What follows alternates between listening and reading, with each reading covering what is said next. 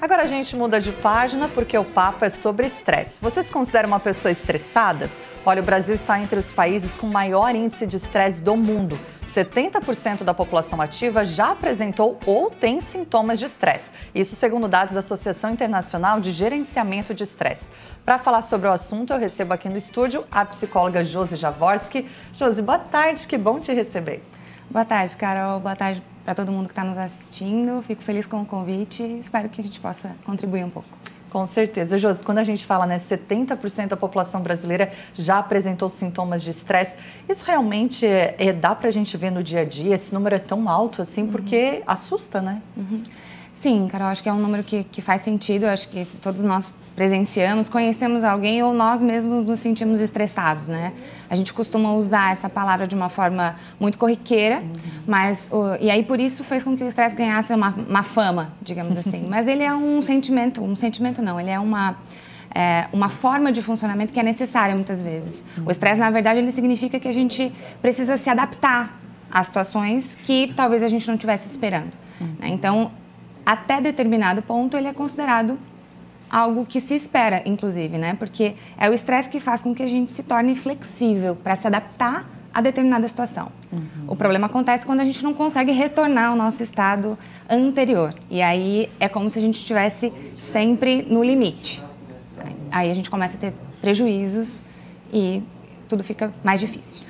Ô, Josi, pensando assim, que é uma condição normal, que a gente, se torna flexível, mas eu consigo perceber, assim, algum sintoma, ou eu consigo, as pessoas, todas conseguem perceber assim, não, eu acho que daqui tá passando do limite. Como que a gente faz essa avaliação? Porque às vezes é difícil, Até pelo termo que às vezes a gente usa de maneira errada, Acho que é importante a gente dar ouvidos, primeiro, às pessoas que nos amam, que convivem conosco, quando algum sinal é vindo dessas pessoas, é importante que a gente reflita sobre isso.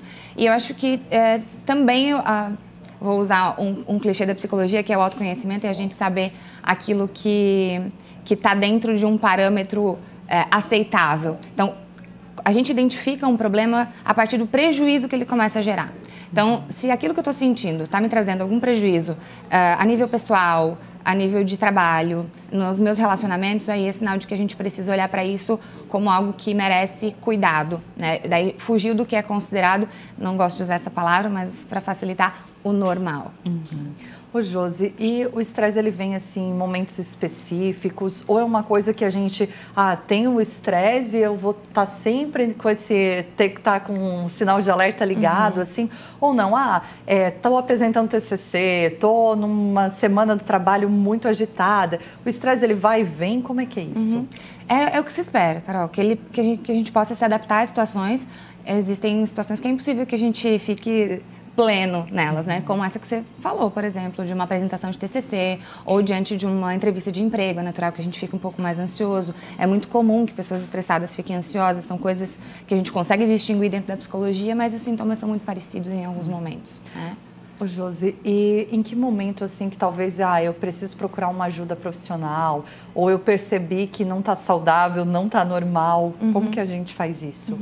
Acho que o principal é identificar prejuízo, como eu comentei antes, Carol. Se a gente começa a perceber que o nosso sono está prejudicado, que as nossas relações estão prejudicadas, que a gente tem dificuldade no trabalho, que a nossa alimentação começou a de alguma forma também ser alterada. Então, essas alterações no nosso dia a dia que trazem prejuízos e que parece que só vão aumentando essa bolha, é importante a gente ficar atento a isso. É natural, eu acho que a gente também não pode criar uma expectativa de perfeição emocional, porque as nossas emoções, elas servem para algo, elas estão aqui para nos ajudar, Então, o estresse deixa normalmente a gente muito irritado e a irritabilidade tem a ver com a raiva, que é uma emoção básica e que todos nós sentimos e sempre vamos sentir. A forma com que a gente lida com ela é que determina o que é saudável e o que não é, Ô, Josi, tirar férias ajuda? Ajuda muito.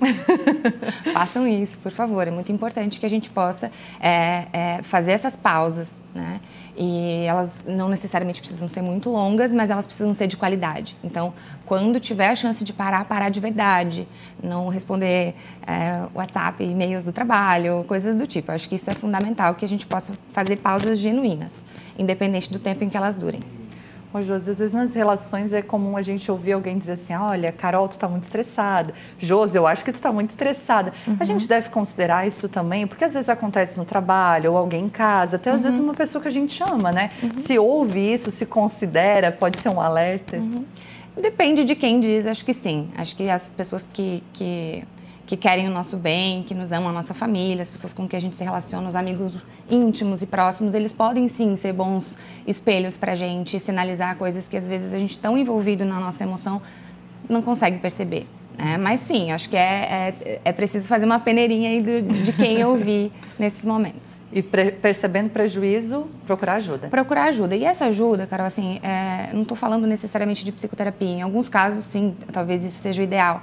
Mas a psicoterapia hoje, a gente sabe que não é de acesso assim tão fácil para todos. Então, existem outras alternativas. Eu acho que a gente tem que usar a internet a nosso favor também para buscar essas alternativas. Estar junto com as pessoas que a gente gosta, fazer essas pausas genuínas, como eu falei antes, eu acho que sempre são alternativas e que, se não amenizarem, aí sim a gente vai buscando outras instâncias, né? Mas é possível. Josi, muito obrigada, muito bom te receber, até uma próxima. Eu que agradeço, até logo. Muito obrigada, a gente conversou então com a Josi Jaworski.